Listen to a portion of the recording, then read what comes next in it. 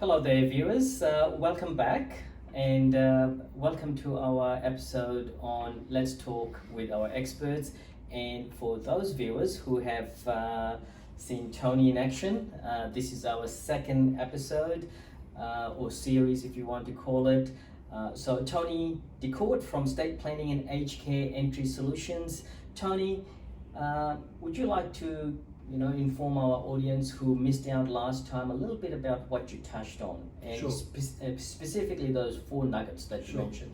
Thanks, Bob. Yeah, just quickly, we covered 4 points. The first one is how important it is to do your planning and at least 5 years out so you can meet Centrelink requirements so that any assets you rearrange are not undone. Secondly, you could lose your house at the stroke of a pen.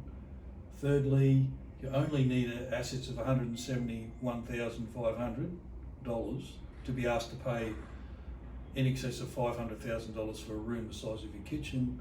And the fourth point was you must pay attention to your will and estate planning because we gave an example of somebody's wishes not being fulfilled.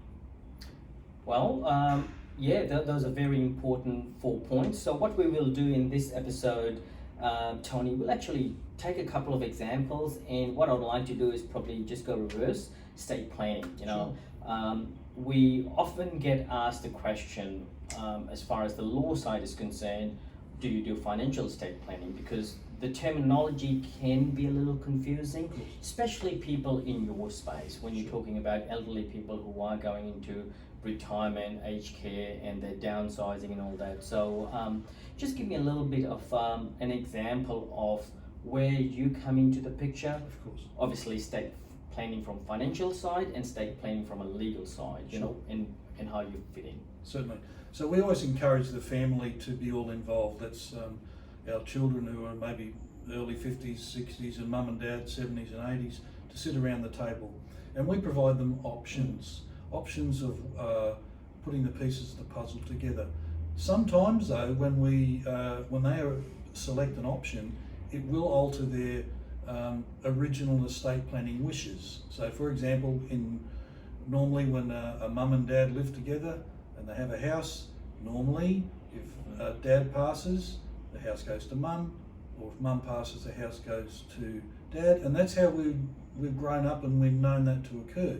However, when we look at the options available with aged care, it could sometimes mean that the house is sold.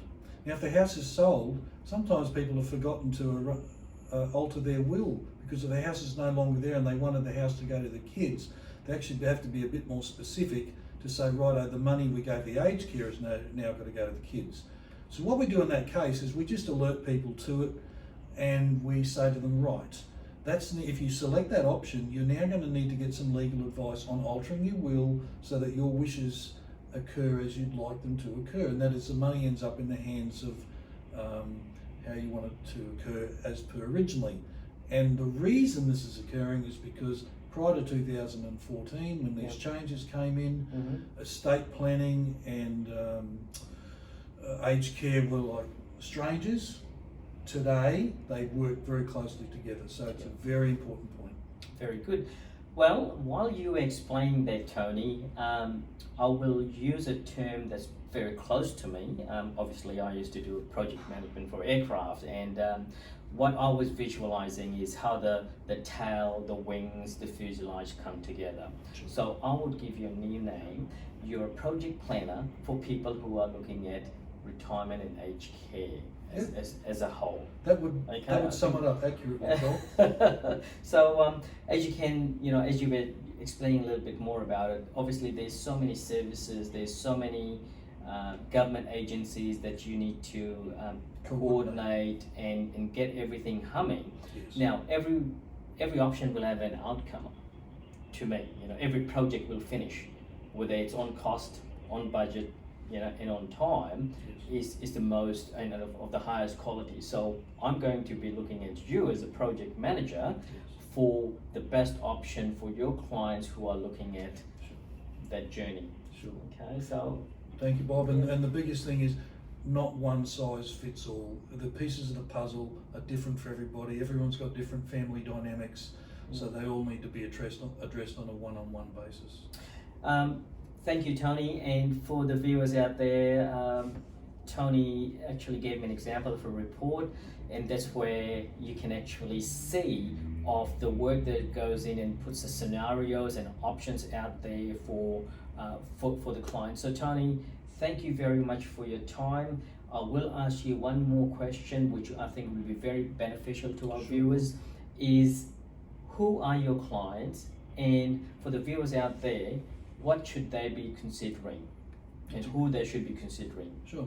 Look, what's happened is after 44 years experience in the financial planning world, I've learned that sometimes our planning community have got their clients who are getting a little bit older, and some of this stuff is a little bit outside their league. So we try and involve the client to come in and bring their children who are in their 40s and 50s so the family can be brought into the discussion. So if you're talking people who are 65 plus, or they'd like to do their planning, you should be doing it 4 or 5 years out, but we encourage the whole family gets involved. That's very good and good to know, because it is a family, it's a team effort, it's a journey, it's not a going down the shop and getting a package, correct? Right. Okay. Correct. Well, thank you very much, Tony, and thank you very much, viewers. As always, we love to provide you more and more information from our experts. So if you've got any areas that you want to learn more about, share, like, comment, and we'll get more people with the experts to be able to discuss and communicate to our audiences out there. So have a great one. We'll see you next time. Thanks, Paul.